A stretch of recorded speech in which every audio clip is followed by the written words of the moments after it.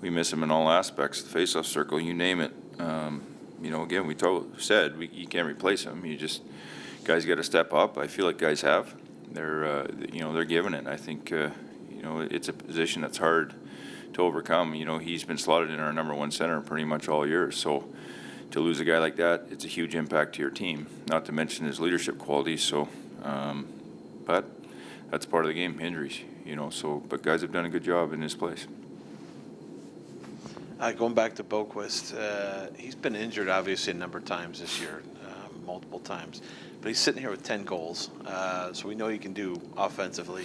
Where are you at with him as far as, there's like a month left or so. What have you learned about him this year, and how encouraging was it to see the way he's played, at least offensively, in the sporadic moments he's been on? Yeah, I think with him, we've kind of just scratched the surface with him. I do. I think he's a young man. I'm excited for him to have a summer to really. We're going to push at training this summer. It's going to be a real point of emphasis for him, but you can see what he can do. He's a very dynamic player. I've said this several times. He shoots like a forward, like a skilled forward. When he gets near tight of net, he's got great instincts, moves the puck really well, great outlet pass. But I really believe there's a lot more in that tank, and it's hard. It's hard to get traction. You got to remember, before camp he was hurt.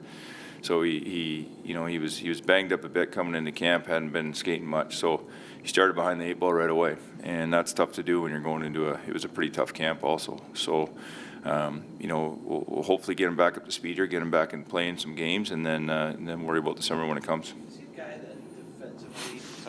he a guy that defensively you could see playing into maybe even a top pairing position at some point? He's got a ways to go for that. For me, as far as he's got to get a whole lot stronger, and that tenacity is going to have to come in. There's smaller defensemen in this league that do a really good job defending. A guy like Spurgeon comes to mind. You look at him in Minnesota. He's a leader on their team. He's an undersized but competes really, really hard. And I think Bo wants to do the right thing. I think we got to put more fuel in that tank for him, and that'll come probably in the summer as far as his training, what he needs to do. So. But he offers a lot of things that guys can't do, and so there's a lot of excitement with him and what his game I think could develop into. Brett, did you have any memorable trade deadline days as a player? Me? Nobody wanted me. No, I was always the guy scouring the internet. I loved it because I knew I wasn't getting traded. I was just happy enough to be on the team I was on. That's the truth. And on a day like today, other than players of your own that might be involved, do you, like we all do you sit and watch and check your phone, and are you interested in who goes where? Yeah, I think, you're still involved, and I think I look at it differently now. I was a single guy back then, and I didn't really worry about it, but I think what people forget is these are human beings, and there's lives that get affected by this. They have families they leave behind, wives, kids, girlfriends, teams they've been with for a long time. And that gets lost. Everybody gets excited, and they treat them basically like pawns, right? And it's not a big deal, but it is. And sometimes you see these trades, guys go to teams, and it doesn't really pan out. Well, you don't know how it's going to affect them.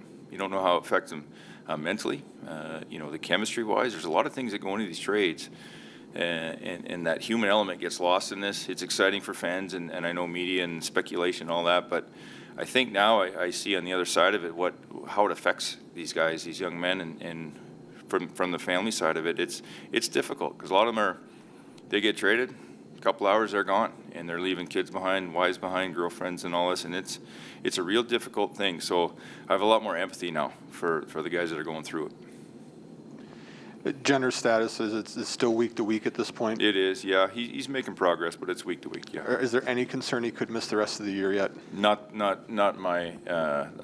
Shouldn't say that's not what I've been told. So I think there's a real good chance he could be back at some point.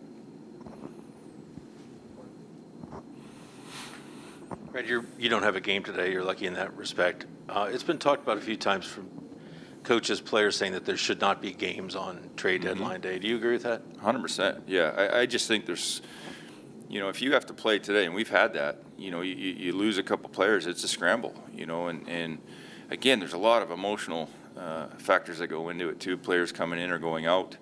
I think it would be a great idea. Now, I know that's easier said than done because they're trying to put a schedule together, but